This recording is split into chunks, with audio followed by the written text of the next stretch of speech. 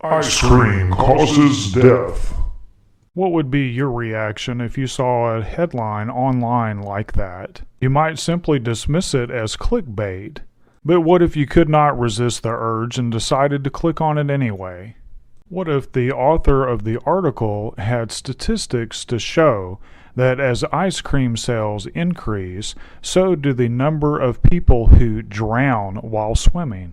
What if the author even had a fancy chart to show you all of these stats? What if you found out that in fact these statistics are true? As ice cream sales increase, so unfortunately do the number of people who drown. The relationship between these two variables, the number of ice cream sales and the number of drowning victims, is called a correlation. However, just because two variables are related or correlated only means that they are associated with each other. It does not necessarily mean that one is causing the other.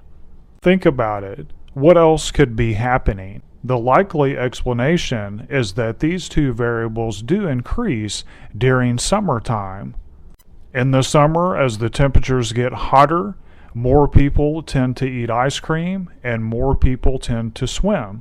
The more people who are swimming, tragically, the more people who have a chance to drown.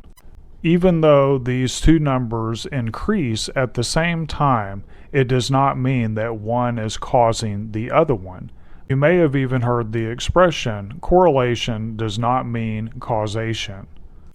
This means that just because two variables are correlated or related does not mean one is causing the other. In other words, a correlation indicates that variables are related, but not why they are related. Now, don't get me wrong, a correlational study does have benefits. Such a study may be less expensive, less time-consuming, or maybe it's done as an initial study so that we can do further research with more sources. Just how then do we find out why something happened? How do we get into cause and effect? That's where we do an experiment. An experiment is a study in which the researcher manipulates or changes one variable while measuring another variable. The variable that the experimenter changes is called the independent variable. In a sense, it is the cause.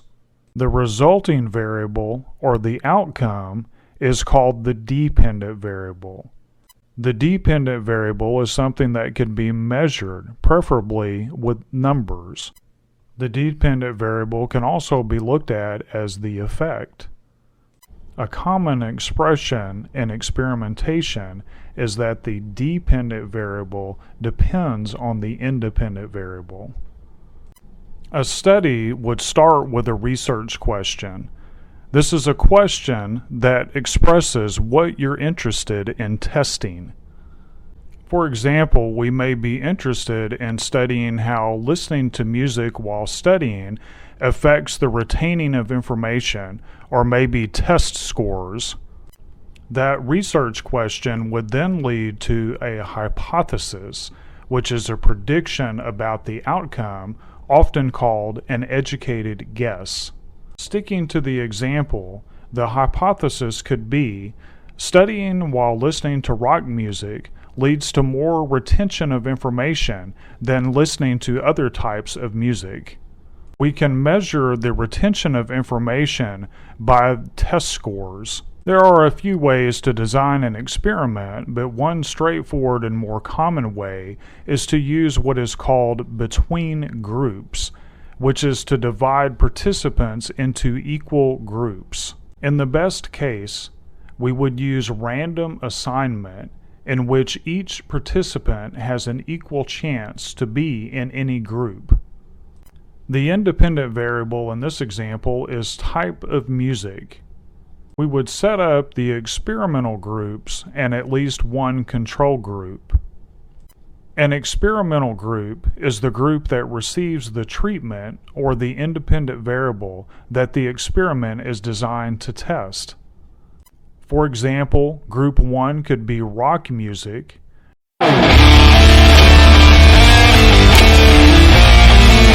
group 2 could be classical music,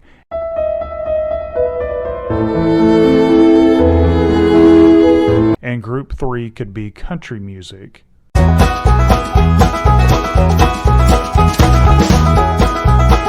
The control group consists of a set of individuals treated in the same way as the experimental groups, except for the independent variable. For example, in a medical study, the experimental groups would receive different amounts of a certain medication. The control group then may receive a placebo or fake pill that is not consisting of that medication.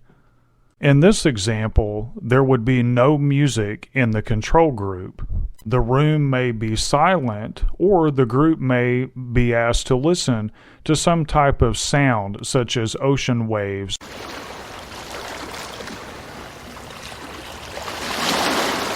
or rain.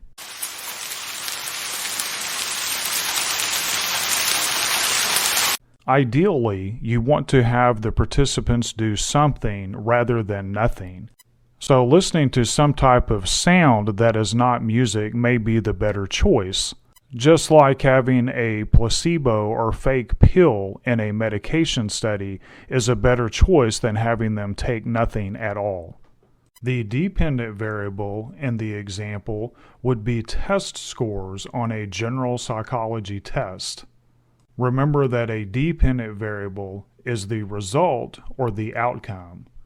It is possible to use more than one independent variable in an experiment, but note that it does add another level of complexity, especially if you're just learning how to design experiments.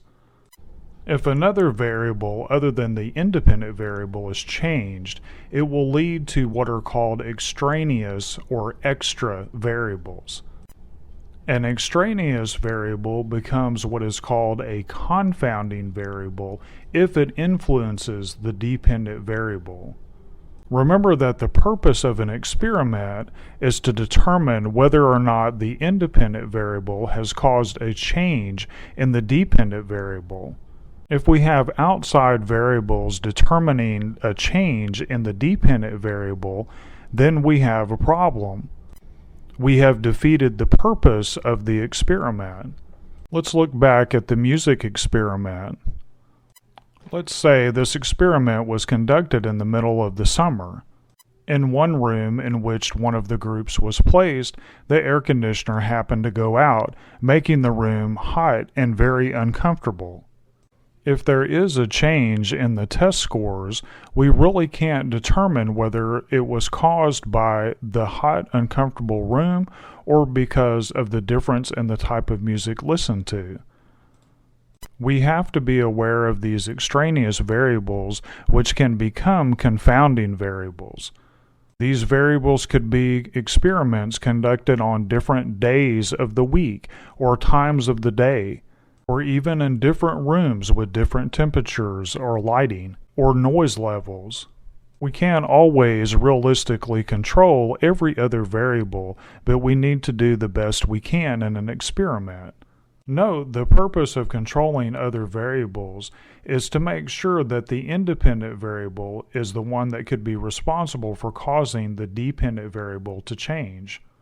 Once our example music experiment is conducted, we can run statistics and see if there is actually any difference between the groups.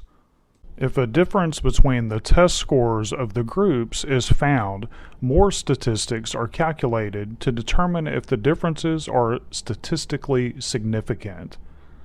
How those statistics are calculated will be saved for a future video. Remember, a correlation can only tell us that variables are associated with each other. Only an experiment can tell us that one variable is causing another.